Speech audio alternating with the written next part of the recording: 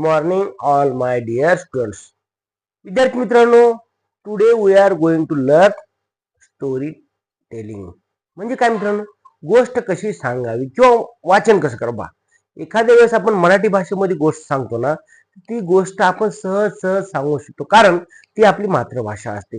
परंतु जेव्हा आपण इंग्रजीमध्ये गोष्ट सांगण्याचा प्रयत्न करतो किंवा परीक्षेमध्ये अशी एखादी स्टोरी येते आणि त्या स्टोरीवरती प्रश्न पुन्हा येतात, प्रश्न पण येतात. बरोबर, एखादी गोष्ट येते छोटीशी आणि त्यावरती प्रश्न येतात. मग सर, हे प्रश्न सोडवायचे कसे? मग त्यासाठी पाहिजे सर आपल्याला वाचनाची स्पीड पाहिजे, स्पीड. आता पहा, काल गेल्या महिन्यामध्येच 8 फेब्रुवारी 7 आणि 8 ला सीटीईटीचा पेपर झाला. कोणता? सीटीईटीचा. एवढे मोठा प्रश्न, 2-3 ओळीचा प्रश्न, त्यामध्ये पर्याय 4 पर्यायामध्ये पुन्हा पहिलं बरोबर, दुसरं बरोबर का तिसरं बरोबर, पहिलं दुसरं बरोबर का तिसरं चौथं बरोबर, का पहिलं तिसरं बरोबर का पहिलं चौथं बरोबर. मग एवढं वाचनाची स्पीड आपली जर नसेल ना, तर आपल्याला हे प्रश्न येणार नाहीत. मग आपल्याला काय करावं मित्रांनो, की आपल्याला वाचनाची स्पीड वाढवावी लागेल. मग त्यासाठी अशा स्टोरी आहेत ना, छोट्या छोट्या गोष्टी आहेत, त्या गोष्टीची वाचन क्षमता आपली स्पीड वाढवली पाहिजे. मग सर, तर मग हे वाचायचं कसं? जेव्हा आपण एखाद्या ओळीवर नजर मारली तर एका सेकंदात असं फटका आपल्या डोळ्यासमोर गेलं पाहिजे. सर बघा, मी एका फटकन असं वाटतं.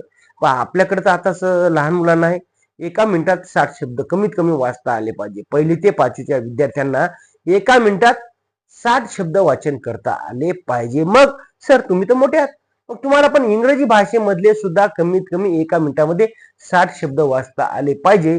म्हणजे काय होईल, तर आपल्याला तुम्हाला तर 100 आले पाहिजे. हो, कारण तुम्ही कसे सीटीटी परीक्षा द्यायला चालले ना.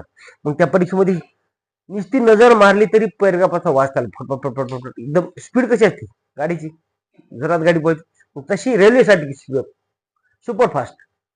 मग मित्रांनो, ही गोष्ट पाहत असताना, ही गोष्ट शिकत असताना आपल्याला काय करायचे, महत्वाची गोष्ट, की त्या ठिकाणी आलेल्या शब्दांचा एखादा अर्थ माहित असेल तर त्या ठिकाणी आपल्याला त्या शब्दाचा शब्दशः अर्थ, जसं की एखाद्या वेळेस तुम्हाला सांगतो, आता या गोष्टीमध्ये भरपूर असे नवीन शब्द आलेले आहेत.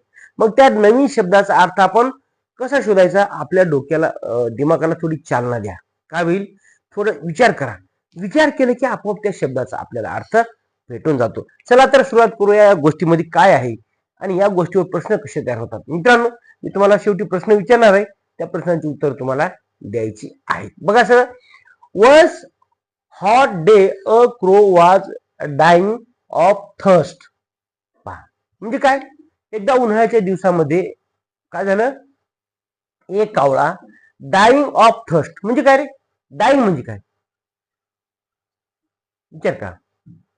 तहानेने व्याकुळ झाला. पहा, काय झालं, तो तहानेने व्याकुळ झाला होता. It flew about in search of water. तो पाण्याच्या शोधात उडू लागला. फटकन एका शब्दात. पहा, इथं हा शब्द नवीन आला. पहा, हा शब्द डाईंग म्हणजे डाईंग म्हणजे व्याकुळ. In search of water it could not get water anywhere. बघा, गेट म्हणजे काय? मिळाले, मिळवणे असं पण म्हणतो. परंतु मित्रांनो, एनिवेअर म्हणजे कुठेही त्याला पाणी मिळाले नाही. ऍट लास्ट, ऍट लास्ट म्हणजे सर्वात शेवटी झालं. इट सॉ अ जग इन अ गार्डन. पहा मित्रांनो, त्याने काय बघितलं, की एक जग बघितला. कुठे बघितला? गार्डन मध्ये. गार्डन म्हणजे तुम्हाला माहिती आहे, इट कशामुळे म्हणलंय? कारण ते एक पक्षी आहे, ही नाही म्हणायचं. कुठं पाहिलं जग त्यांनी? एका इन अ गार्डन. बघा, इट सॉ अ जग इन अ गार्डन. बघा बरं, मग त्याला काय होतं, ते काय विचार करत राहतो? जग म्हणजे काय तुम्हाला माहिती आहे ना? जग म्हणजे आपण त्याला माठ म्हणतो. पहा, गार्डन म्हणजे बगीचा. पहा, गार्डन म्हणजे बगीचा, लक्षात द्यायचं. आता इट सॉ म्हणजे तो, त्याने पाहिला. जग म्हणजे माठ पाहिला. कुठं?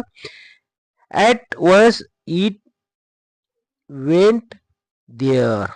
तू कुठे गेला रे? तो गेला त्या माठाजवळ.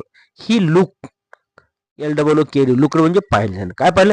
इन साइड दॅट देअर वाज. पहा, कुठं पाहिलं? मध्ये. That there was a little water. Little म्हणजे काय? छोटं नाही, छोटं नाही, पण थोडस थोडस पाणी त्याने त्या कुठं बघितलं? त्या माठामध्ये. नंतर त्यानं काय विचार केला असेल बघा बरं. त्या ऍट द बॉटम म्हणजे काय? त्या माठाच्या एकदम तळाशी काय बघितलं, एकदम छोटस पाणी होतं. मग त्यानं बघितलं, मग काय करावं असं त्याला विचार येऊ लागला. बघा इथं इन बॉटम, बॉटम म्हणजे तळाशी. कशाच्या तळाशी? माठाच्या तळाशी त्याला थोडस पाणी दिसलं. ही ट्राईड हार्ड, म्हणजे त्याने खूप प्रयत्न केले, कठीण प्रयत्न केले, पण to reach to the water, त्या पाण्यापर्यंत पोहोचण्याचं त्यानं प्रयत्न केले. चोच घातली मधामध्ये, चोचीनं पाणी घेण्याचा प्रयत्न केला. द वॉटर, कुठं? ते पाणी पिण्यासाठी. कुणं केला प्रयत्न? कावळ्यानं. But in vain it saw some pebbles. Pebbles म्हणजे काय? पेबल्स म्हणजे दगड, छोटे छोटे दगड त्या माठाच्या जवळ पडलेले होते. लेईंग, लेईंग म्हणजे पडलेले. नियर म्हणजे काय? लेईंग म्हणजे पडलेले. कुठं? पेबल्स म्हणजे दगड. बघा, पेबल्स म्हणजे दगड, लेईंग म्हणजे पडलेले, आणि नियर म्हणजे जवळ. कुठं?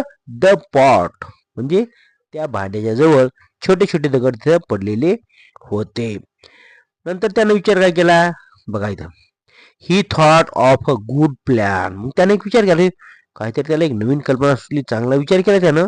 आणि काय असेल तो प्लॅन आपण पुढे बघणारच आहोत. बघा मित्रांनो, ते छोटे छोटे दगड बघितले, मग त्याच्या मनामध्ये आलं, अरे काहीतरी आपण केलं पाहिजे. मग त्यानं असा विचार केला आणि त्याच्या मनामध्ये एक कल्पना सुचली, अरे काहीतरी आता काय करावं. बघा बघा इथं काय होतंय, ही पिकडं, पिकडं म्हणजे काय? उचलणे. म्हणजे त्याने काय केलं, चोचीमध्ये दगड असं उचलायला सुरुवात केली. पिकडं देम म्हणजे त्यांना, त्यांना कोणाला? दगडांना. दगडांना उचलले आणि काय केलं? And dropped in to the jug. Drop म्हणजे टाकणे. कुठे टाकले? त्या माठामध्ये. इन टू द जग म्हणजे त्या माठामध्ये त्यांनी दगड टाकले, मध्ये टाकले. मग बघा मित्रांनो, जेव्हा दगड टाकले पाण्यामध्ये, तर ते बुडाचं पाणी थोडं वर वर यायला लागलं होतं. बघा इथं, आता ते दगड कसे असतील सर? पाणी न शोषून घेणारी दगड होते. तुम्ही म्हणता जर पाणी टाकलं, ते काय दगड टाकल्यावर पाणी वसून घेईल? दगड नाही, ते गारगोटी सारखे दगड होते, त्यामुळे ते पाणी त्यांनी ओसून घेतलं नाही.